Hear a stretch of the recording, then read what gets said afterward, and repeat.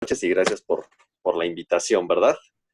Bueno, lo que les quiero comentar o platicar un poquito, pues es un poco sobre qué es la intensificación de procesos, algunas aplicaciones y, bueno, cuáles serían como los retos que hay en la ingeniería química para esta nueva área, ¿verdad? Entonces, pues bueno, antes que nada, platicarles un poquito dónde estoy ubicado yo, ¿verdad? Ya, yo soy de México. Y bueno, yo trabajo en la Universidad de Guanajuato y el estado de Guanajuato, y como pueden ver, pues está justo de México, como pueden ver en la parte superior de la slide, y en la parte inferior, pues ahí está un poco cómo está dividido este municipio, como llamamos en México, de Guanajuato, y ahí justo donde está una ruedita roja es donde la ciudad de Guanajuato, donde está la universidad, ¿verdad? Un poco, pues, la ciudad de Guanajuato, que usualmente es una ciudad que está catalogada como Patrimonio de la Humanidad por la UNESCO. Es una ciudad sumamente colonial, tiene un pasado minero muy interesante. Y bueno, quizás la anécdota por la que es más conocida Guanajuato, bueno, es un par de anécdotas, ¿no? Una de ellas, pues sus minas produjeron en la época de la colonia muchísima plata, entonces era una ciudad bastante codiciada por la corona española por sus minas de plata. Y por otro lado, la otra anécdota por la que asociamos en la historia de México a Guanajuato fue donde comenzó el movimiento de independencia en el año 1810. Justo ahí fue donde arrancó en la ciudad de Guanajuato el movimiento de independencia. Es una ciudad un poco extraña, tiene una buena cantidad de túneles y muchas de las calles son túneles. La ciudad de Guanajuato es una ciudad, insisto, sumamente colonial, bueno, bastante bonita.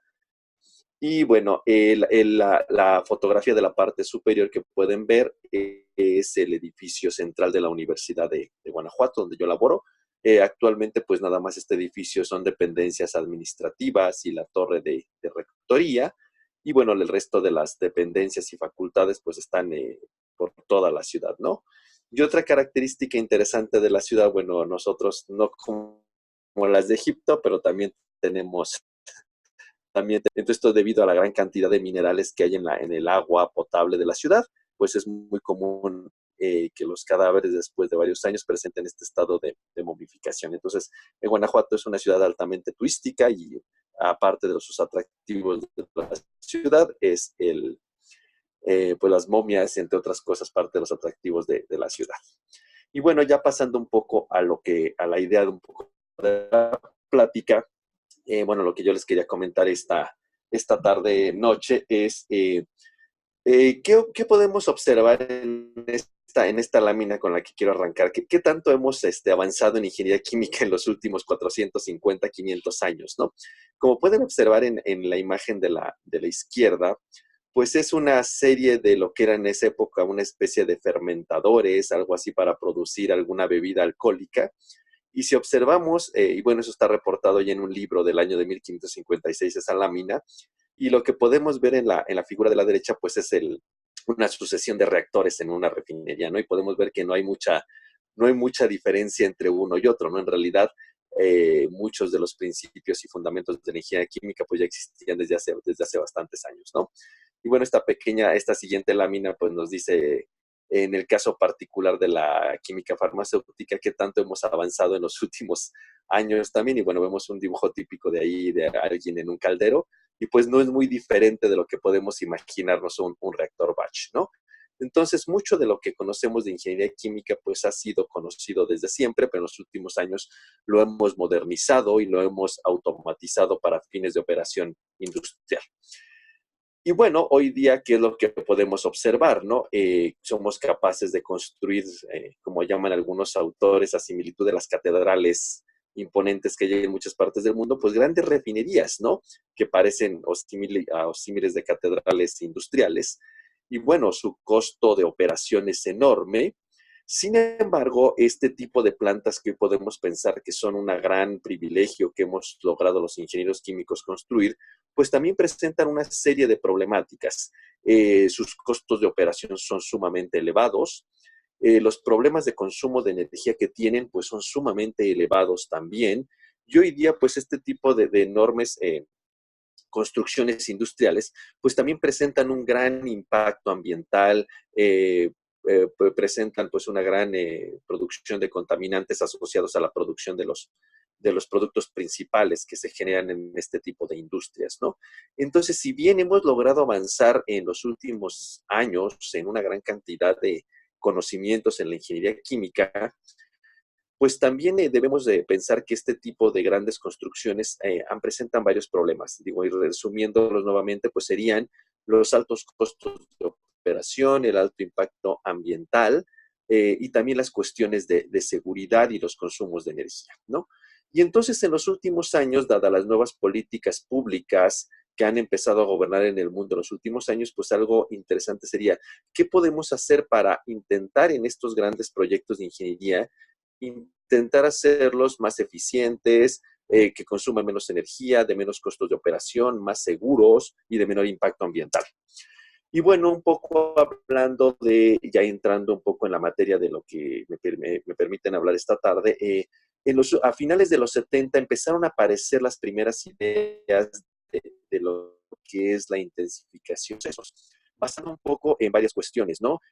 A finales de los 70, cuando la ingeniería química empezó a avanzar en el área de ingeniería de procesos industriales y en el área de síntesis de procesos, a la par empezaron a aparecer las primeras ideas de intensificación de procesos con la intención de generar proyectos de ingeniería que fueran más pequeños, con la idea de que presentaran menos costos de operación, menos consumo de energía y menos impacto ambiental. Y obviamente también hacerlos más flexibles en su construcción y en su operación. De hecho, como veremos en un momento más, pues los principales fundamentos de la intensificación de procesos van a girar en esta idea: reducción de energía, reducción de tamaño, reducción de impacto ambiental y de costos de operación.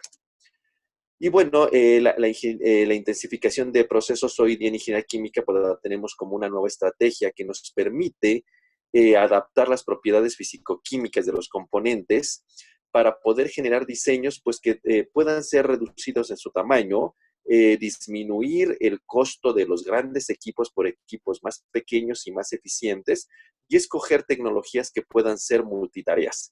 Este punto va a ser muy importante porque, de hecho, una de las definiciones importantes de la intensificación de procesos es la capacidad de un equipo de poder llevar varias operaciones unitarias en forma simultánea. De hecho, cuando nosotros pensamos en poder reducir a uno o a la menor cantidad de equipos una sucesión de operaciones unitarias independientes, pues inmediatamente podemos pensar que esto debe de abonar en disminuir costos de operación, impacto ambiental, y también debe de abonar en disminuir pues los precios finales de los productos principales. De hecho, el ejemplo clásico de que tenemos en intensificación de procesos es la destilación reactiva. Nosotros podemos pensar tradicionalmente en una planta química, tener un reactor y una columna de destilación a un lado, por ejemplo, para purificar los productos de la salida del reactor. Pero obviamente, pues aquí estamos hablando de dos equipos en forma sucesiva, y cada uno de esos equipos pues tendrá sus propios consumos de energía, su propio costo de operación. ¿Qué sería lo más adecuado, lo más pensar bajo estas ideas de intensificación de procesos que implican minimizar pues la idea principal sería, ¿por qué no intentar que en un solo equipo llevar dos operaciones unitarias en forma simultánea? Y entonces la excelencia de la intensificación de procesos. En una torre de destilación empacada con un catalizador podemos llevar en forma simultánea la reacción y al mismo tiempo llevar a cabo la separación. Si bien la destilación reactiva pues es un ejemplo bien conocido y bien probado a nivel industrial, por ejemplo, el ejemplo clásico es la producción de acetato de etilo, y bueno, es bien de la planta de Eastman Kodak, que redujo su tamaño y su capacidad de planta para producir acetato de etilo, de reactor y una sucesión de columnas de destilación a una única columna de destilación reactiva. Hoy día, pues la destilación reactiva es bastante usada a nivel industrial y bueno, es un ejemplo clásico de lo que es la intensificación de procesos. Bajo esta misma perspectiva, nosotros podríamos pensar que Pues la intensificación de procesos debe de cumplir tres objetivos principales, ¿no? La rentabilidad del proceso, cuidar la seguridad de los trabajadores y obviamente disminuir el consumo de energía y el impacto ambiental. Digamos que eso se ve asociado en este triángulo donde la intensificación de proceso pues se basa en tres ejes, ¿no? En lo que da parte de asociada al planeta, que sería tratar de abonar en disminuir el impacto ambiental y el consumo de energía, en la parte de beneficio de la planta o profit, que es disminuir los costos de operación, y la parte de las personas o de la gente asociada a trabajo en planta, que es seguridad. Obviamente, entre menos equipos tengamos en juego y estos sean de menor tamaño, pues hay mayor seguridad en la planta. Y entonces la estrategia de intensificación de procesos, pues técnicamente, como podemos aquí, cumple cuatro funciones, ¿no? Que debe ser multifuncional, es decir, en la menor cantidad de equipos o en un único equipo llevar varias operaciones unitarias. La termodinámica, la cual, como veremos en el caso particular de la destilación reactiva, pues abona a mejorar, por ejemplo, los rendimientos que se llevan a cabo, por ejemplo, en un reactor. La destilación reactiva pueden mejorar el rendimiento, es decir, incrementamos el potencial de los reactivos debido a procesos difusionales o a procesos termodinámicos que pueden ser mejorados a través de un equipo intensificado. La miniaturización, que esto es disminuir el tamaño de los equipos, y la parte energética, que implica disminuir sus consumos de energía. Entonces, digamos, estos cuatro ejes son fundamentales para poder pensar en el diseño de un nuevo proceso intensificado. Obviamente, en la intensificación de proceso en la parte multifuncional, pues tenemos ejemplos clásicos, como yo les decía, la destilación reactiva, que es bastante usada. Tiene algunas desventajas porque debe de cumplir su ventana de operaciones muy estrecha, es decir, no es fácil que todas las reacciones químicas puedan al mismo tiempo llevarse a cabo la separación. Deben de cumplirse muchísimas condiciones de temperaturas de ebullición, temperatura de reacción, que no se descompongan los componentes a las temperaturas de ebullición, por ejemplo.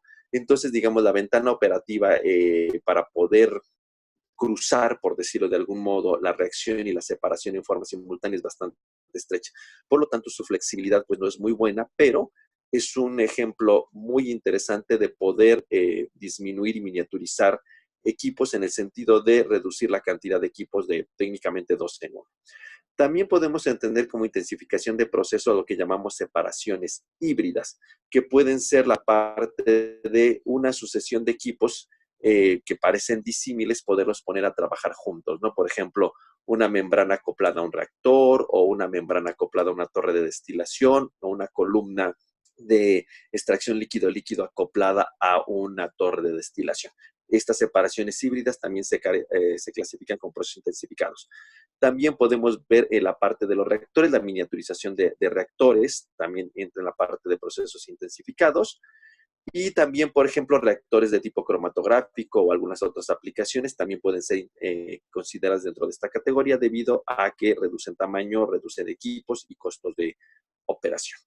También otro ejemplo de intensificación de procesos podría ser la integración simultánea de calor y masa en un equipo, como veremos el ejemplo que voy a proponer esta tarde, que es el caso de las columnas térmicamente acopladas de destilación, que simultáneamente integran masa y energía para llevar a cabo la separación.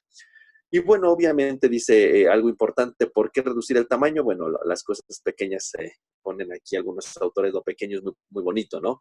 Pero más que nada, en el caso de ingeniería química, lo bonito lo podemos entender porque es muy fácil de operar, consume poca energía y presenta bajos costos de operación. Un ejemplo, pues, es la miniaturización de reactores o los microreactores, que hoy día son de bastante vanguardia y que pueden sustituir perfectamente a los grandes reactores de una refinería. ¿Qué ventajas tiene esto? Menor costo de operación, pero hay otra ventaja más importante. Una refinería instalada pues no se puede mover, es estática, mientras que los microreactores fácilmente pueden ser transportados de un lugar a otro y entonces fácilmente pueden ser llevados a donde son requeridos, donde está la materia prima. A diferencia de que una refinería o una planta química, la materia prima tiene que venir al lugar de la reacción. En el otro caso, los microreactores yo los puedo mover y eso hace mucho más eficiente el trabajo. Y, por ejemplo, aquí tenemos un ejemplo, ¿no? Un batch de 5 metros cúbicos, por ejemplo, pues yo lo puedo trabajar como en una forma intensificada, como 5 mini reactores. ¿Y qué ventajas tiene? Algo que yo le decía, la parte intensificada mejora el rendimiento porque mejora la termodinámica usualmente de operación.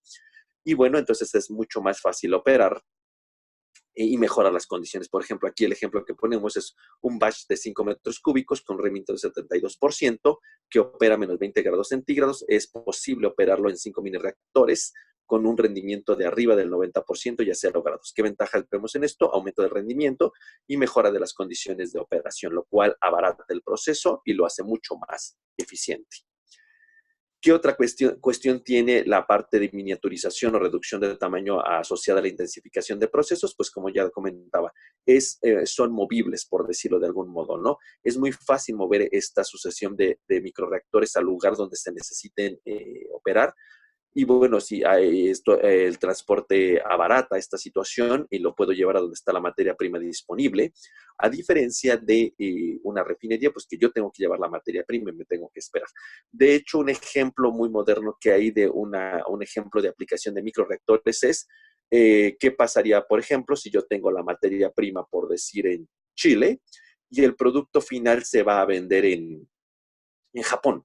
Entonces, ¿qué puede ser algo muy interesante? Yo adquiero una forma tradicional sería comprar la materia prima en Chile y llevarla hasta las grandes plantas en Japón, por ejemplo, y entonces eso implica un gran viaje, costos de transporte, tiempo, etcétera. Pero ¿qué pasaría si estos microreactores los pongo en un barco y entonces tomo la materia prima en Chile y mientras llevo el viaje estoy procesando la materia prima y justo cuando descargo en Japón ya tengo el producto terminado? Entonces esto lo hace mucho más eficiente, reduzco tiempos de inventario y entonces la intensificación de proceso es un ejemplo muy interesante de cómo nos puede ayudar a minimizar costos y costos de operación y mejorar precios de venta, por ejemplo.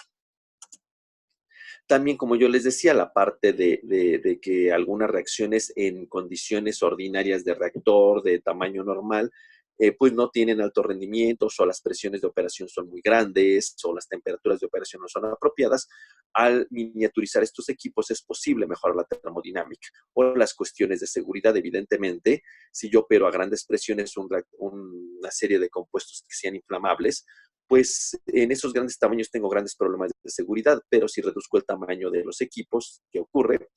Aun cuando pueda mejorar las condiciones de operación, esto también va a estar asociado a que menor tamaño tengo menores flujos y por lo tanto la seguridad del proceso se va a ver mejorada, por decirlo de algún modo, y voy a ser más eficiente y la seguridad del proceso se verá mejorada y obviamente el impacto ambiental también.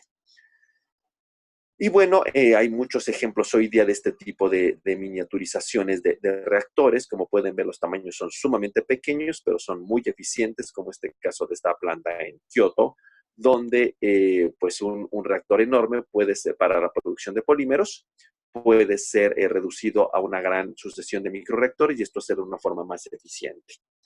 Entonces, digamos, en resumen, un poco, ¿qué podríamos decir? La intensificación de procesos, pues es una estrategia que me permite reducir costos de operación, reducir consumos de energía, impacto ambiental y mejorar la seguridad de la planta bajo la premisa de que yo puedo reducir el tamaño de los equipos o que varias operaciones unitarias se puedan llevar a cabo en un solo equipo en forma simultánea. Insisto, el ejemplo de la destilación reactiva. Pero también hay otros casos, como les decía, los casos de procesos híbridos o inclusive donde yo puedo integrar simultáneamente masa y calor en forma simultánea. Sí, que yo quiero presentar esta tarde es el diseño, síntesis, diseño y optimización de una serie de procesos intensificados para la purificación de ácido lebulínico. ¿Qué es el ácido lebulínico? Bueno, el ácido lebulínico está considerado productos químicos provenientes de biomasa en el mercado. Sus aplicaciones son muy diversas. Sirve, por ejemplo, para la producción de polímeros, productos personales, lubricantes, absorbentes, tintas en electrónica, fotografía, síntesis de medicamento, etc. Como pueden ver aquí en la lámina, la cantidad de aplicaciones del ácido lebulínico es enorme. Por ejemplo, ya en lo particular podemos ver que hay 3 productos de gran relevancia donde el ácido lebulínico es una materia prima muy importante. En la producción del metil tetrahidrofurano, que es un aditivo de combustibles, el delta aminoácido lebulínico, que es un herbicida biodegradable, la producción del ácido difenólico, que es su plastificante, y el 1,4-butanediol, que es un monómero para la producción de poliuretano. Como podemos ver, el mercado potencial para el próximo año en millones de libras es enorme. Por lo tanto, el ácido lebulínico es un producto de gran aplicación en la industria química, ¿no? ¿Cómo obtenemos el ácido lebulínico? El ácido lebulínico además tiene otra ventaja, es un producto que se genera a partir de biomasa, ¿sí? Aquí pues tenemos rápidamente en un diagrama de flujo cómo es la producción. Obviamente lo que necesitamos es, a partir de la biomasa, llevar el proceso tradicional a la parte de la hidrólisis, la sacarificación, y finalmente la fermentación para producir el ácido lebulínico, ¿no? Aquí lo interesante es que lo que a mí me interesa es que de la fracción pues, como sabemos, la biomasa la podemos considerar constituida por lignina, hemicelulosa y celulosa en lo general, y entonces lo que me interesa es la fracción de celulosa, la cual mediante una hidrólisis enzimática la llevo a azúcares simples para finalmente llevar a cabo la producción de ácido lebulínico, ¿sí? En la parte de abajo vemos en forma de diagrama de bloques los pasos sucesivos para llegar de biomasa a ácido lebulínico. Y en la parte superior podemos ver ya cuando tenemos la fracción de celulosa convertida a glucosa, cómo es posible poder generar el ácido lebulínico, ¿sí? El problema que tenemos es que en la producción, en la reacción de la glucosa para producir ácido lebulínico, también se produce ácido fórmico y furfural, y entonces y agua. Aquí hay varios problemas en cuestión. El ácido lebulínico se produce en unos porcentajes muy pequeños y se producen grandes cantidades de agua, ácido, y bueno, también se producen algunos porcentajes importantes de fórmico y de furfural. El problema es que la mezcla agua, furfural, ácido fórmico y lebulínico es una mezcla bastante compleja de purificar debido a la presencia de azeótropos que se encuentran en la mezcla. Por lo tanto, hay un problema muy interesante para llevar a cabo la purificación del lebulínico, de esta mezcla que se genera una vez que se ha tratado la glucosa para producir el ácido lebulínico proveniente de biomasa. Como podemos ver, tradicionalmente se obtiene 86% de agua, 3% de fórmico, 4% de furfural y 7% de lebulínico. Por lo tanto, técnicamente siempre un poco podemos pensar que a modo de jocoso, pues que en realidad este proceso más bien parece que sirve para producir agua, porque es lo que se produce en mayor cantidad, ¿no? Pero técnicamente, pues aquí lo que me interesa recuperar es el ácido lebulínico, ¿no? Y entonces, ¿qué podemos observar de este diagrama termodinámico, este diagrama triangular? Que la separación no es trivial debido a que la mezcla presenta tres problemas. Dos azeótropos heterogéneos, furfural agua y ácido fórmico agua, y aparte presenta una mezcla diluida en el caso del lebulínico. Por lo tanto, el proceso de entrada es costoso y debe de presentar grandes consumos de energía. Evidentemente se puede llevar a cabo por destilación, pero el problema será que en la ruptura del azeótropo debo de utilizar una gran cantidad de equipos y también debo de utilizar muchísima energía para llevar a cabo la separación. En resumen, ¿qué áreas de oportunidad tengo en el ácido lebulínico? Pues que hay un mercado interesante, es una materia prima sustentable, los costos, los precios de venta son muy, muy interesantes al comparar el precio del lebulínico que se puede obtener en forma petroquímica contra el costo de biomasa, y no se ha estudiado mucho a gran escala su recuperación.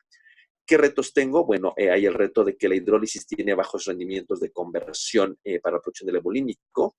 No se han utilizado sistemas intensificados para la purificación.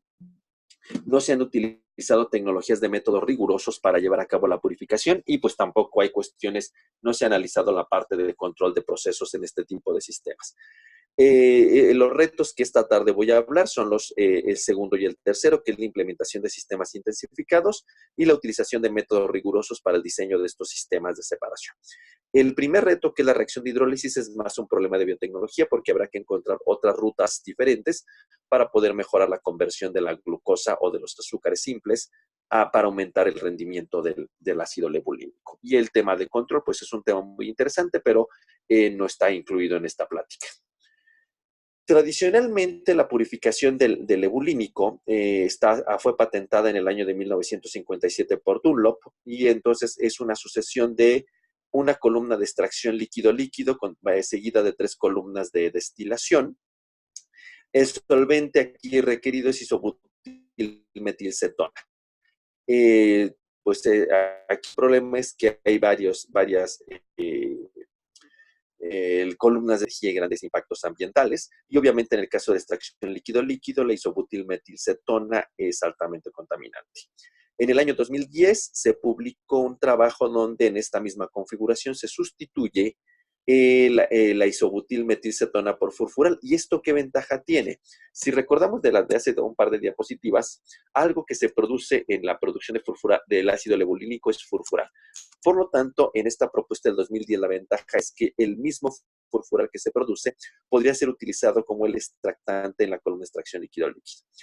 Recientemente, NIN ha propuesto esta idea de sistemas intensificados, que es lo que voy a hablar, que es la presencia de una columna de extracción líquido-líquido, una columna de destilación. Y si ustedes se fijan, es una columna compleja que se llama columna de pared divisoria, que es un ejemplo clásico de columna de destilación intensificada con integración simultánea de masa y calor. ¿Qué podemos decir de estos sistemas? Una columna como la que vemos en la derecha, que es una columna de pared divisoria, técnicamente es una columna de destilación, donde yo integro en una sola coraza dos columnas de destilación, como lo podemos ver de la lámina, de la figura de la izquierda. Esas dos columnas de destilación se pueden reducir a una sola coraza, de tal suerte que esa rayita que ustedes ven en medio, en el dibujo de la derecha, es técnicamente, imagínense ustedes, un tubo, como es la coraza de la columna de destilación, y en la sección media hay una placa que divide esa parte en dos secciones, y entonces en esa placa hay transferencia de calor que permite simular en el lado izquierdo la columna primera de la derecha, de la izquierda, perdón, y en el lado derecho de esta rayita, de esa placa, sería el equivalente a la columna de destilación de la derecha del dibujo de la izquierda, ¿sí? Entonces, en una sola coraza yo puedo reducir dos columnas de destilación y de esta forma, esta columna que en la literatura se conoce como columna de pared divisoria es un sistema intensificado simultáneo de masa y calor para llevar a cabo destilación. Está perfectamente demostrado que este tipo de configuraciones pueden presentar una reducción en los consumos de energía hasta del 30% y también presentar reducciones importantes en el costo total de operación. Obviamente, al disminuir dos equipos en uno, pues disminuyo también los consumos de energía y el impacto ambiental que pudiera provocar dos columnas de destilación en forma separada. Entonces, un poco la idea de este trabajo era un poco generar sistemas intensificados y de bajo costo de operación para poder llevar a cabo la purificación del ebulínico. Y bueno, el problema es que este tipo de configuraciones son sistemas altamente complejos con muchos grados de libertad y entonces aquí el problema es que se presenta un interesantísimo problema de optimización. En nuestro caso de estudio, nosotros intentamos analizar 4 sistemas para comparar. En la parte superior de izquierda vemos el sistema convencional de columna de extracción líquido-líquido con 3 columnas de destilación. Luego en el sistema B de la parte superior es de la misma idea, pero la propuesta que había hecho por Nien, que era una columna de destilación seguida de una columna de pared divisoria. Nosotros también proponemos en forma novedosa el caso C, que es en la parte inferior izquierda, que es la columna de pared divisoria no al final, sino en la parte media, y al final una columna de destilación. Y el caso más complejo, que sería tratar de intensificar las 3 columnas de destilación en una sola, utilizando 2 paredes divisorias, que es el caso final. Como podemos observar, va a ser importante tener en la mente este tipo de configuraciones para poder analizar los resultados finales, ¿sí? Entonces, es la columna convencional, columna donde la columna de pared divisoria va al final. El tercer caso es columna de pared divisoria en el caso intermedio. Y finalmente, la columna de doble pared divisoria, tratando de intensificar todas las columnas de destilación. Como podemos ver de estas imágenes, se fueron intensificando primero de 2 en 2 las columnas y luego intensificando todo el sistema de destilación completo. Podemos observar que es factible recuperar el ácido fórmico, el furfural y el ebulínico, y obviamente lo que hace la columna de extracción líquido-líquido, la primera, es se utiliza el furfural para remover la mayor cantidad de agua en el sistema. ¿Cuál es la situación? Pues que estos sistemas han sido propuestos en la literatura, pero nunca han sido optimizados bajo ninguna función objetivo, y nuestra idea es optimizarlas tanto en funciones de costo y de impacto ambiental. Aquí podemos observar en la metodología de síntesis para ir llegando de cada uno de estos cambios, cómo se fueron generando todos los sistemas. en forma conceptual para ir generando el caso de ir pasando la columna de pared divisoria en medio, o en el caso de intentar generar las dos columnas de pared divisoria, siguiendo la metodología de intensificación de procesos que ha reportado Halvorsen en el año 2011. El caso de estudio, pues nosotros quisimos generar un caso de estudio más o menos real, donde era queríamos producir 50 kilotoneladas por año de lebulínico, basado en lo que se reportó por Hayes en 2008 para fines industriales. La alimentación estaba compuesta de 86% de agua, 7 de lebulínico, 4 de furfural y 3 de fórmico, y la corriente de alimentación era 90,000 kilogramos por hora. El flujo de furfural que se utilizaba en la columna de extracción líquido-líquido, pues era una variable a optimizar, no se sabe cuánto es lo que se necesita. Nosotros utilizamos el Aspen Plus para hacer estas simulaciones y el modelo termodinámico NRTL-HOC para poder llevar a simular apropiadamente la mezcla y sus azeótropos. Los objetivos eran que quería recuperar el 98% del lebulínico, que es lo que piden la industria para la pureza, 85% para ácido fórmico y 99,9% para furfural. Quizás se preguntarán por qué el furfural en esa pureza tan alta, porque se va a utilizar como el extractante en la columna de extracción líquido-líquido. Como yo les decía, el problema presenta grados de libertad. Obviamente es un problema de optimización enorme, y este problema se puede resolver bajo dos metodologías matemáticas, como determinístico o estocástico. En este caso, dado la gran cantidad de ecuaciones y que no teníamos el modelo explícito porque íbamos a modelarlo en Aspen Plus, nosotros decidimos utilizar métodos estocásticos o de caja negra, en particular la evolución diferencial, con lista tabú como técnica de optimización para resolver el problema. El resultado que queríamos obtener era obtener un diagrama de Pareto para ver cómo se comportaban las funciones objetivo cuando yo intentaba minimizarlas en forma simultánea. Técnicamente, sin entrar en gran detalle, aquí presento el diagrama de flujo de cómo es el algoritmo de optimización. Es bastante complicado, pero digamos que la literatura de ingeniería química ha reportado muy bien que la evolución diferencial con lista tabú puede optimizar grandes problemas matemáticos de muchas grandes cantidades de variables y también de un gran número de ecuaciones en forma muy, muy eficiente. Y finalmente aquí está en forma resumida la función objetivo. Lo que yo quería minimizar, pues era la función objetivo, era la minimización simultánea del TAC, que es el costo total de operación del proceso, y de un indicador de sustentabilidad o de impacto ambiental que nosotros denominamos como ecoindicador 99.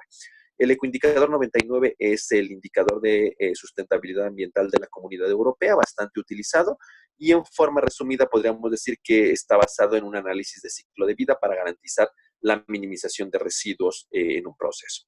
Entonces, técnicamente, pues eso es lo que yo quería hacer, la minimización de ambas funciones objetivo. Y bueno, técnicamente la metodología la voy a resumir en forma muy, muy simple. Yo construía mis simulaciones en Aspen Plus y yo en Excel tengo escrito el programa de optimización de evolución diferencial.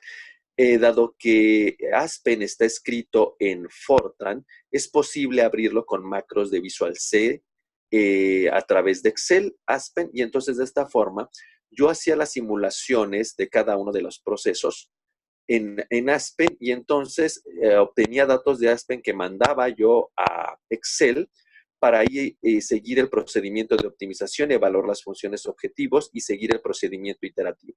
Una vez que tenía el siguiente punto de iteración de la optimización, volví a mandar los datos a Aspen, volví a correr las simulaciones, y entonces digamos que era un ciclo de ida y vuelta a mandar a datos de Aspen a Excel y de Excel a Aspen, con la intención de ir evaluando las funciones objetivos a partir de los resultados de la simulación de Aspen Plus y poder finalmente llegar a la minimización de la función objetivo neta y tratar de minimizar el costo total de operación y el indicador ambiental, en este caso el ECO 99. Es un proceso bastante laborioso. En realidad podríamos decir que, como podemos ver, estas son todas las variables de decisión que se utilizan en cada uno de los 4 esquemas. Son bastantes. Incluyen el número de etapas, etapa de alimentación, cantidad de solvente, el diámetro, etcétera. Y también es evidente que la cantidad de ecuaciones, aunque yo no las veo explícitas, si las llegáramos a contabilizar, son bastantes, mucho más de 10,000 ecuaciones en total, las que modelan todo el proceso, incluido el modelo termodinámico. El costo total anual, como les decía, lo calculamos por el método de Guthrie a través de las ecuaciones publicadas por Thornton. Y el ecoindicador, como yo les decía, bueno, incluye una reducción del ciclo de vida con las categorías de salud humana, calidad de los ecosistemas y agotamiento de los recursos, y se puede evaluar de forma apropiada mediante una serie de indicadores y unas ecuaciones apropiadas. Entonces, aquí a continuación voy a presentar ya un poco la sesión de resultados. Y entonces, aquí tenemos los resultados que podemos observar para el caso de la primera configuración, que es la configuración convencional. En el diagrama de Pareto que me reporta todas las soluciones óptimas, cuando yo observo el diagrama de Pareto de el costo total de operación contra el ecoindicador, observo que son funciones en competencia. Es decir, cuando trato de minimizar el costo total de operación, como ustedes pueden ver, que lo que ocurre, el ecoindicador, en el eje Y tengo el costo total y en el eje X tengo el ecoindicador. Como observan, si yo voy a la izquierda de la gráfica, puedo observar los valores menores y empiezan a aumentar hacia la derecha del ecoindicador, pero para esos valores yo tengo los menores costos de operación. Entonces, si yo quiero un proceso barato, tiene alto impacto ambiental, y si quiero un proceso de bajo impacto ambiental, es sumamente costoso. Esto es evidente porque ambas funciones están en competencia. Luego, yo lo que obtuve fue técnicamente, bueno, a mí me interesaba analizar varios puntos. Aquí, por ejemplo, yo puedo observar el punto 1, que es un diseño muy costoso, 2 y 3 que están cerca del óptimo, el punto 4, que es el diseño óptimo, es decir, el que equilibra ambas funciones objetivo, y el 5, que es el más contaminante, el de mayor impacto ambiental. Por lo tanto, yo pude detectar 20 diseños diferentes para cada una de las 4 configuraciones basado en este criterio. Y entonces aquí observo claramente el resultado para la secuencia convencional. Aquí está mi diagrama de Pareto. Y entonces la literatura nos dice que el lugar donde cambia el punto de inflexión del diagrama de Pareto es donde está el óptimo, que sería el punto A4. Lo que hicimos nosotros fue ajustar los datos del diagrama de Pareto generado de todas las soluciones para poder obtener mediante la primera derivada el cambio del punto de inflexión y encontrar el óptimo que equilibra ambas funciones objetivas. Y entonces aquí encontramos una tabla de diseño donde encontramos los parámetros de diseño de cada una de las columnas para el diseño óptimo. Luego tenemos aquí los resultados de la columna de pared divisoria y decantador. Este sería el diseño 2, que era donde la columna de pared divisoria se encuentra al final. Algo importante de recalcar, si podemos ver, es en esta diapositiva de la convencional, el costo total de operación del óptimo anda en el orden de 18,540,000, mientras que en el caso de la columna de pared divisoria al final está el óptimo por alrededor de cerca de los 17 millones, es decir, sí encuentra una reducción del costo total. Luego tenemos el caso de la columna de pared divisoria que va en medio, que era el diseño C, y que logramos observar que hay una disminución mucho menor. Estamos en el orden de los 15, 3, en el orden de los 15 millones, ¿verdad? Y entonces también esto es muy interesante de observar. Y finalmente tenemos el caso de la columna de doble pared divisoria, donde aquí observamos que es muy, muy grande, ¿no? Aquí anda en el orden de los 20 millones. No fue tan eficiente hacer la intensificación completa del sistema.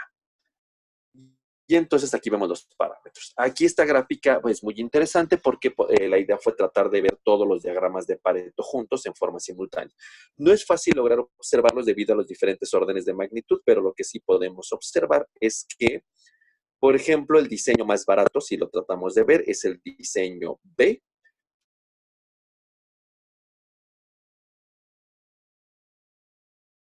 El diagrama Pareto B bajo Pareto D, el diseño convencional.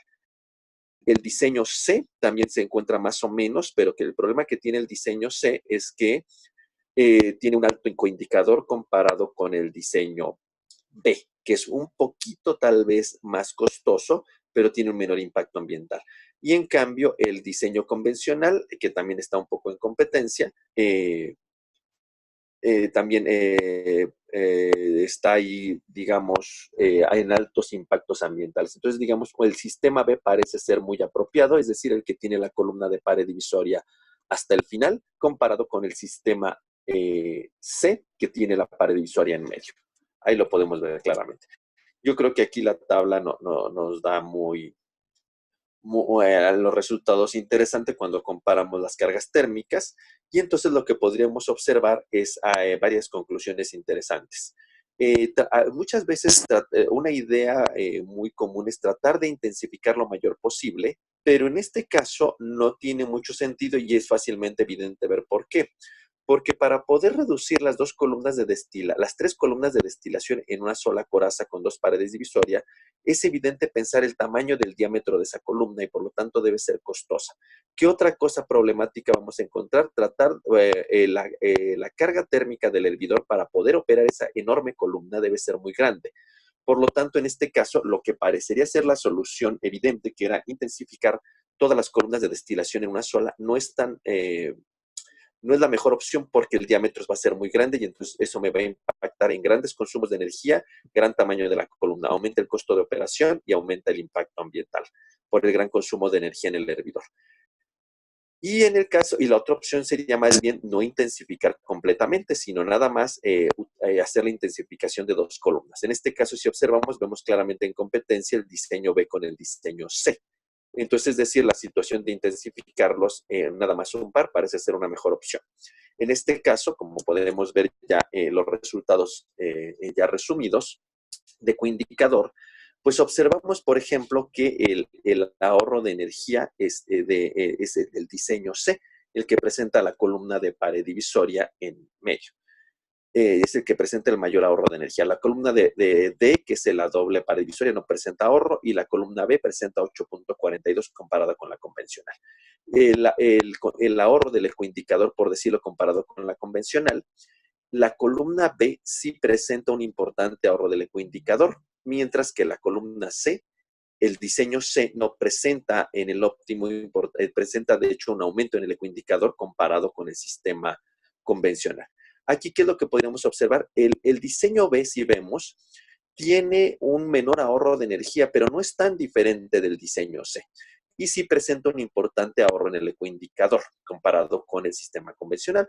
Por lo tanto, una buena opción podría ser pensar que aunque el diseño C, que era el que tiene la columna de pared divisoria en medio, presenta un mayor ahorro en el costo total de operación, presenta un decremento en su indicador comparado con el convencional. Por lo tanto, podríamos pensar que siendo el diseño B es el que equilibra mejor las dos funciones de objetivo, y entonces presenta mejor impacto ambiental y mejor consumo, mejor costo total de operación, casi cerca del 10%, digamos, comparado con el diseño convencional.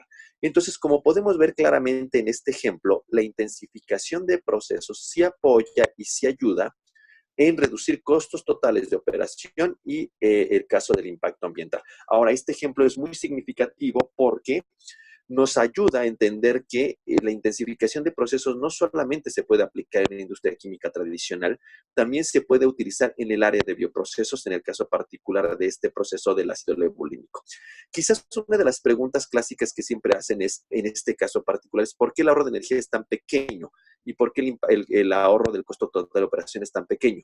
No olvidemos que lo que queremos recuperar es el ácido levulínico, y el ácido levulínico se encuentra en la menor composición de toda la mezcla. Esto hace que la separación sea bastante compleja y pues técnicamente desde el punto de vista de rentabilidad económica no es viable intentar purificar algo que se encuentra en tan pequeña cantidad. Como les decía yo al principio, pues era más fácil intentar recuperar el agua, que parecía ser que nos dedicamos a producir agua.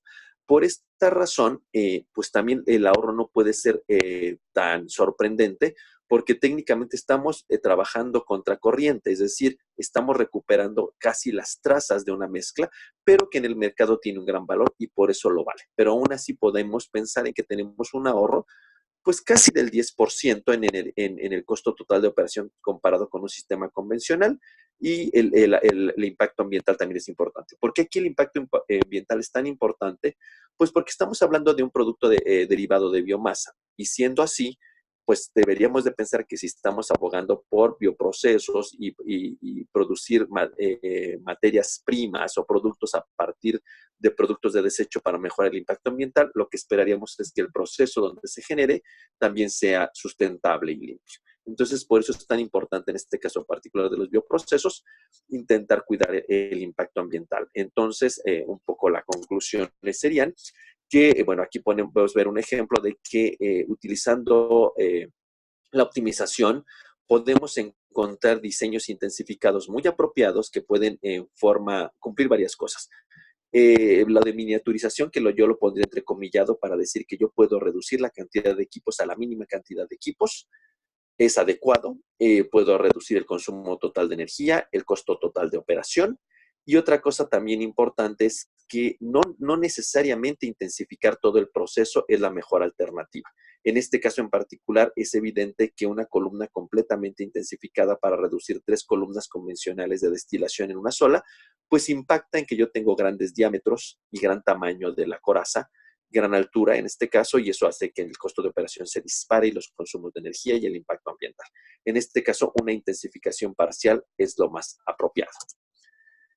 Y bueno, puedo recuperar el ácido lebulínico en las purezas requeridas a un costo adecuado y a un impacto ambiental adecuado. Y bueno, la conclusión general es que de todos los diseños, pues es posible generar una gran cantidad de diseños, pero es factible encontrar el óptimo y poder generar un proceso que desde el punto de vista de aplicación industrial es viable, que desde el punto de vista de rentabilidad es viable y desde el punto de vista de impacto ambiental es viable. Además, este tipo de columnas de pared divisoria en la industria son más o menos ya, no son desconocidas, son de uso más o menos corriente, por ejemplo, en Europa o en las refinerías en Asia Central. Y entonces, digamos, no son tecnologías tampoco descabelladas. Entonces, es posible hacerlo. Bueno, en este caso, este trabajo, los agradecimientos sería para el maestro Heriberto Alcocer, que fue su tesis de maestría, el doctor Eduardo Sánchez, que fue un colaborador aquí de la universidad, y este trabajo también fue en colaboración con el doctor Oscar Prado de la Universidad Nacional de Colombia, de la sede de Manizales, con quien tenemos colaboraciones. Bueno, este trabajo fue publicado en esta revista. Y bueno, del grupo de trabajo donde yo participo, a la fecha hemos publicado 3 libros dedicados a, bueno, 3 libros. 2 de ellos dedicados a intensificación de procesos. El de Springer, que está en la parte superior izquierda, fue publicado en el año 2015. Y el de la derecha es recientemente, acaba de publicarse el mes pasado. Y también tenemos un libro publicado donde nosotros tratamos de mostrar estas metodologías de cómo enlazar Aspen Plus con métodos de optimización para poder explotar Aspen Plus a su mayor efectividad y uso y poder observar cómo es posible utilizar Aspen Plus no solamente para simular, sino también para optimizar. Algunas referencias y bueno, pues no sé si tengan alguna pregunta.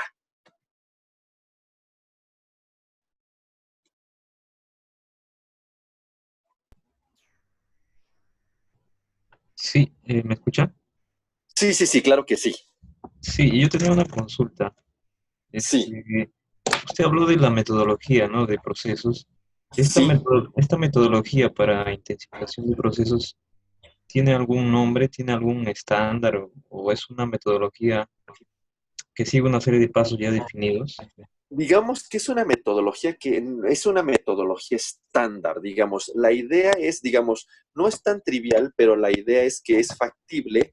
O sea, necesitamos ver cada proceso en lo particular, pero digamos hay una serie de pasos donde es tratar de encontrar si es factible o hay ventanas de operación para poder empezar a reducir la cantidad de equipos y para poder empezar a reducir el número de, o poder en un solo equipo llevar varias operaciones unitarias en forma simultánea. Entonces, técnicamente es factible esta situación y es una metodología bien conocida.